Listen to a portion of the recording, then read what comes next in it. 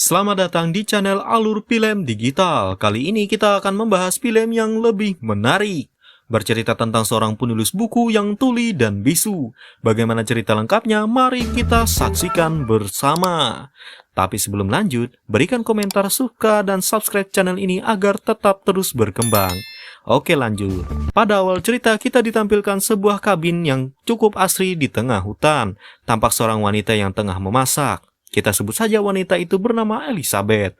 Namun ia terus memeriksa resep dan bertanya-tanya kenapa masakannya sangat tidak enak. Karena keterbatasannya, masakannya menjadi sangat tidak enak. Karena dia tidak mendengar kapan masakannya masak, ia terus memperbaiki masakannya. Namun ketika ia melihat resep, ternyata baterai laptopnya menjadi lemah. Kemudian Elizabeth mengecas laptopnya. Tetangganya Elizabeth memberikan pesan, apakah aku boleh berkunjung ke rumahmu? Elizabeth berkata, silakan saja melalui pesan di laptopnya. Elizabeth memberi makan kucingnya. Setelah memberi makan kucingnya, Elizabeth melihat Sarah dari kejauhan. Tetangganya datang. Kita sebut saja namanya Sarah. Sarah datang untuk memuji bukunya. Ternyata Sarah dapat berbahasa isyarat. Mereka terus mengobrol dalam bahasa isyarat. Namun sesuatu terjadi. Alarm kebakaran berbunyi. Ternyata sebuah makanan yang dipanggang oleh Elizabeth gosong dan membuat seisi rumah penuh dengan asap. Sarah mengatakan, kau hampir saja membakar rumahmu. Ya, begitulah. Sarah mengajak Elizabeth untuk ke rumahnya. Namun Elizabeth menolak dengan mengatakan bahwa kekasihku akan datang hari ini. Kekasihnya ini bernama John. Elizabeth kemudian melihat kekacauan yang terjadi. Dengan menghela napas, ia kemudian membersihkan rumah. Elizabeth kembali duduk di ruangan tengah. Dia duduk sambil berpikir bagaimana kelanjutan cerita dari buku yang ditulisnya. Ia memeriksa aplikasi pesan singkatnya dan melihat sebuah pesan dari mantan kekasihnya yang bernama Craig. Namun dia terus ragu, apakah akan menghubungi mantannya atau tidak, karena berulang kali menelepon, tidak tersambung. Craig membalas dengan menelepon. Karena depresi dengan memikirkan mantan kekasihnya, Elizabeth mengalihkan pikiran dengan terus membersihkan rumah. Namun ada sesuatu yang terjadi. Sarah berteriak minta tolong dengan mengetuk pintu depan rumah Elizabeth. Nampaknya ada sesuatu yang mengejarnya. Sarah mengetuk pintu Elizabeth. Namun karena Elizabeth adalah orang yang tuli dan bisu, jelas saja Elizabeth tidak mendengar. Sarah kemudian ditusuk oleh pembunuh berkali-kali. Sarah kemudian akhirnya tiada. Pembunuh sadar ada seorang wanita berada di dalam rumah yang tengah membersihkan rumahnya. Namun wanita itu tampak tidak sadar. Pembunuh pun bingung dan mencoba mencari tahu dengan kembali mengetuk pintu dengan sengaja. Namun tetap saja Elizabeth tidak tahu. Ketika Elizabeth melihat ke arah pintu, pembunuh telah menyeret Sarah pergi dari pintu. Sarah sudah tidak ada terlihat. Dan seperti tidak ada yang terjadi. Namun Elizabeth teralihkan oleh panggilan telepon oleh mantannya Craig. Dengan lesu, Elizabeth malah membalik teleponnya. Elizabeth kemudian melanjut menulis buku. Namun tanpa ia sadari, sang pembunuh sudah berada di belakangnya. Namun niat sang pembunuh telah terhenti karena adiknya Elizabeth melakukan panggilan video. Elizabeth tampak mengobrol dengan adiknya tentang kondisi hidupnya. Adiknya mengatakan, kapan kau akan kembali ke kota? Elizabeth mengatakan, aku lebih nyaman tinggal di sini. Namun sang adik terhenti berbicara ketika mendengar suara dari belakangnya. Adiknya mengatakan, tampaknya ada sesuatu di belakangmu. Aku mendengar adanya suara langkah kaki. Oh, itu mungkin saja suara kucingku, kata Elizabeth. Oh, baiklah, kata adiknya. Adiknya berkata, segeralah pulang. Ya, aku akan pulang, kata Elizabeth. Dan mereka pun berhenti mengobrol. Elizabeth mematikan laptopnya dan mencoba mencari kucing peliharaannya.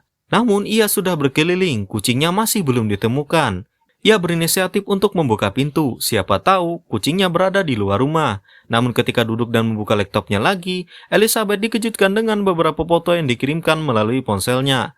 Itu membuat Elizabeth sangat ketakutan ketika ia sadar ternyata nampak seorang pria berada di luar rumahnya. Melihat pintu yang terbuka, segera berlari mengunci pintu. Namun pembunuh terus berusaha masuk. Sadar tak bisa masuk, pembunuh dengan santai pergi dari depan rumah Elizabeth dan menuju pintu belakang. Elizabeth segera mengambil laptopnya untuk menelepon 119. Namun dengan cerdas, sang pembunuh menonaktifkan listrik rumah Elizabeth. Listrik pun padam. Usaha Elizabeth menghubungi 119 pun gagal karena akses internetnya di rumahnya mati. Elizabeth segera memeriksa wifi di sekitarnya. Ternyata wifi Sarah masih aktif dan menyala. Dia berusaha mengakses, namun yang ia tidak sadari bahwa ia tidak mengetahui passwordnya. Sang pembunuh sadar bahwa Elizabeth telah terputus dari dunia luar dengan santai menggesek pisaunya ke kaca, hingga membuat sebuah bunyi derit yang sangat nyaring. Pembunuh kemudian merusak mobil Elizabeth, agar Elizabeth tidak bisa melarikan diri. Elizabeth melihat mobilnya dirusak, kemudian berpikir keras, bagaimana cara aku mengatasi ini? Ia melihat sekeliling di rumahnya, apakah itu sudah benar-benar terkunci? Dengan perasaan bingung, Elizabeth kemudian mengambil sebuah lipstik yang berada di tasnya. Dia kemudian menulis di kaca pintu rumahnya, "Aku tidak melihatmu, jadi kamu bisa pergi. Aku tidak akan melaporkan kamu, tolong pergilah. Pacarku akan segera pulang sebentar lagi, jadi tolong pergilah," tulis Elizabeth di pintu kaca. Elizabeth kemudian duduk sembari mengambil senter dan menyinari tulisan itu. Pembunuh datang dan melihat tulisan. Alih-alih pergi, kini pembunuh malah membuka topengnya. Pembunuh mengatakan, "Kau bisa melihat wajahku sekarang. Aku tidak akan pergi. Aku bisa masuk kapanpun aku mau.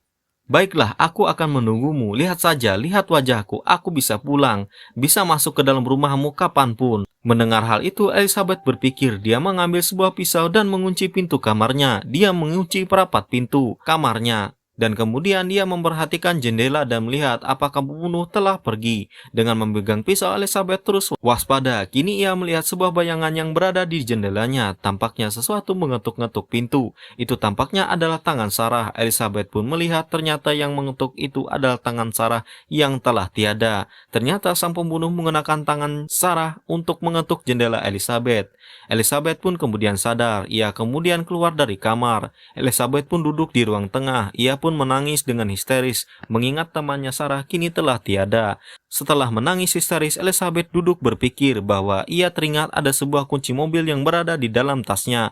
Mobil pada masa kini jika kita menekan beberapa kali tombolnya, maka ia akan membuat suara alarm yang sangat ribut dan berisik. Sadar bahwa pembunuh berada di belakang rumah atau tepat di sampingnya kamar Elizabeth, kemudian memiliki ide. Dia akan mengaktifkan suara pada mobil. Benar saja, mobil bersuara dengan nyaring. Pembunuh pun kemudian tergesa-gesa untuk mematikan suara mobil itu. Melihat kesempatan ini, segera berlari menuju kamarnya dan berusaha mengambil ponsel Sarah yang mayatnya berada di jendela kamarnya. Namun usahanya mengambil mayat Sarah menjadi sia-sia dengan pembunuh yang datang. Dengan lari tergesa-gesa, namun sialnya ketika hendak menutup jendela, tangan pembunuh malah terjebak di jendela. Karena tangan pembunuh terjebak, Elizabeth kemudian mengambil palu dan memutuskan memukul tangan pembunuh. Tangan pembunuh menjadi terluka. Ini membuat pembunuh semakin marah. Pembunuh tahu apa yang dilakukan oleh Elizabeth. Pembunuh kemudian menampilkan bahwa handphone Sarah telah dihancurkan dan rusak. Melihat hal itu, Elizabeth kehilangan harapan. Dia sudah tidak tahu lagi bagaimana cara mengatasi pembunuh ini. Dia kemudian menjadi depresi dan bingung harus bagaimana. Elizabeth kemudian melihat jendela dan melihat pembunuh berkeliling di sekitar rumah. Melihat kesempatan itu, Sarah kemudian berusaha untuk kabur dari rumah, namun pembunuh pun sadar bahwa Elizabeth kini telah mulai melarikan diri. Mereka pun kejar-kejaran. Sarah terus berusaha lari, namun usahanya gagal ketika pembunuh mengetahui lokasinya dengan mengambil sebuah crossbow dan menembaknya ke arah Elizabeth. Elizabeth sangat ketakutan. Ia kemudian berlari-lari, namun sialnya dia malah kembali ke dalam rumah dan mengunci pintu.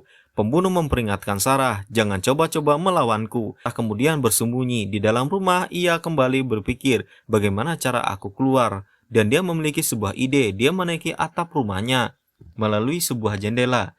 Dia menuju atap rumahnya. Kemudian untuk menarik perhatian pembunuh, dia kemudian melemparkan sebuah senter yang ada di tangannya. Namun pembunuh tidak teralihkan. Melihat itu, pembunuh sadar bahwa Elizabeth berada di atap rumah. Pembunuh kemudian menembakkan crossbow-nya hingga mengenai kaki Elizabeth. Kaki Elizabeth pun sangat kesakitan. Kemudian pembunuh kembali menembakkan crossbow-nya. Namun kali ini tembakannya meleset dan hampir saja mengenai wajah Elizabeth. Dengan santai, pembunuh berkata, "Jangan main-main denganku." Kemudian menaiki atap rumah. Namun sialnya, sebelum ia mencapai atap rumah, dia malah terjatuh karena didorong oleh Elizabeth. Elizabeth berhasil mengambil crossbow milik sang pembunuh dengan tertatih-tatih dengan penuh kesakitan, kemudian masuk ke dalam rumah.